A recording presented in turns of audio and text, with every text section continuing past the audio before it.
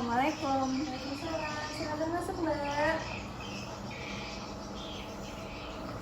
Apa kabar Mbak? Alhamdulillah baik Bu. Alhamdulillah.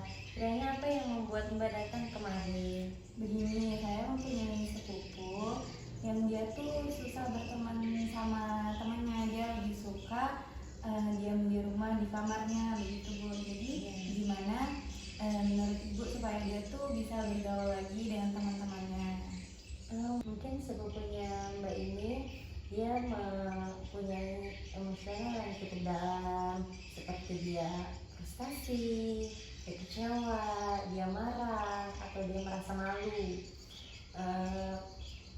Ini juga dia di rumah tuh merasa diperlakukan keras oleh orang tuanya atau kerabatnya, seperti itu Mbak. Kemudian bagaimana sepupunya Mbak ini ketika berada di rumah? Sepupu saya ini ketika di rumah sama seperti yang biasanya dia menonton TV, dia membereskan rumah, mengerjakan tugas sekolah juga. Tetapi dia susah bergaul dengan temannya. Dia lebih suka di dalam kamar menyendiri begitu. Saya juga pernah menangani Mbak kasus yang seperti sepupunya Mbak ini, yang dia tuh jarang bergaul dengan keluarganya atau kerabatnya gitu. Tapi kalau yang kasus yang saya tangani ini, dia tuh kalau bersama keluarganya nih Mbak ya, dia jarang banget mau berinteraksi. Walaupun yang kita tegur, dia tuh cuek aja, merasa apa ya namanya tuh. Dan juga gini Mbak, dia tuh kalau ketika kayak ada acara gitu Mbak, dia tuh harus dipanggil dulu untuk keluar, walaupun ada keluarganya, ada sepupunya, atau teman-temannya, walaupun gurunya sendiri, dia harus dipanggil sama orang tuanya, diajak dulu keluar, bilang Dok, itu loh ada sepupu, Dok itu loh ada temennya, coba datangi, cerita. Nah ibunya repot itu ya udah dia biarkan sama ibunya, karena kan ibunya nggak cuma harus ngurus dia juga sudah besar, dia tuh harus bisa lah mengkondisikan itu ketika ada keluarganya, ketika ada acara. Ya memang saya tahu dia tuh anaknya introvert, tapi kita ya sebagai orang tua itu kita harus membimbing dia bagaimana dia itu tidak. Ini Mbak, saya bercerita dulu sampai kerabat saya, anaknya ini tuh mau diajak umroh sama orang tuanya. Nah ibu ini ngajakin dia untuk bikin paspor. Akhirnya dia mau membuat paspor nih. Tapi pas ibunya mau berangkat ke tempat pembuatan paspor ini, anaknya nggak mau. Pada akhirnya ada keluarga yang membujuk dia, ayo Dok, ikut bikin paspor kayak gitu. Tapi dia tetap nggak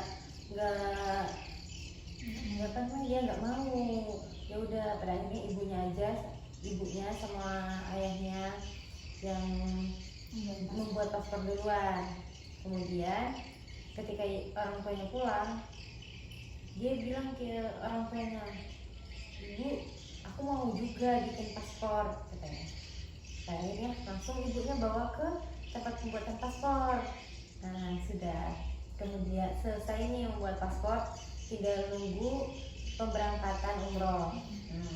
Ketika subuh dia dibangunkan untuk sholat, dia mau sholat. Kemudian dia dipanggil, ayo Dok, kita mau berangkat, kata ibunya.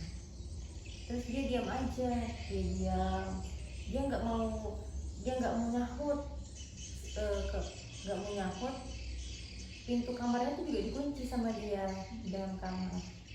Pada akhirnya ibunya nih bilang ke kakaknya, posisi itu ada kakaknya, Kak, bagaimana nih si fulana ini nggak mau ikut berangkat. sedangkan itu semua sudah dibayar. Terus kakaknya ini memberi solusi, coba dulu mintakan doa untuk meluluhkan hatinya dia. Pada akhirnya dibacakan doa untuk meluluhkan hati anak tersebut. Kemudian ditunggulah beberapa jam, berapa menit lah. Pada akhirnya anak itu keluar, ibu ayo berangkat, katanya seperti itu mbak. Pada akhirnya semua keluarga yang kumpul di situ mengucapkan alhamdulillah dia tuh mau ikut untuk berangkat umroh. Jadi begitu ya Bu, cerita dari kerabat ibu dan solusinya itu tadi dengan mendoakan dia. Jadi yang saya mau tanyakan lagi itu kan kalau sepupu saya ini dia susah bergaul dengan temannya ya. Jadi gimana menurut ibu solusinya gitu? Solusinya gini mbak, mungkin kita ajak anak tersebut untuk berbicara dari hati ke hati. Kemudian kita tanyakan apa yang dia tidak sukai dari teman-temannya, dan juga kita memberi pengertian kepada anak tersebut agar dia itu tidak merasa dirinya itu dikerasi. Jadi dia merasa kalau kita berbicara dari hati ke hati, dia merasa diberikan kasih sayang oleh kita. Itu mbak.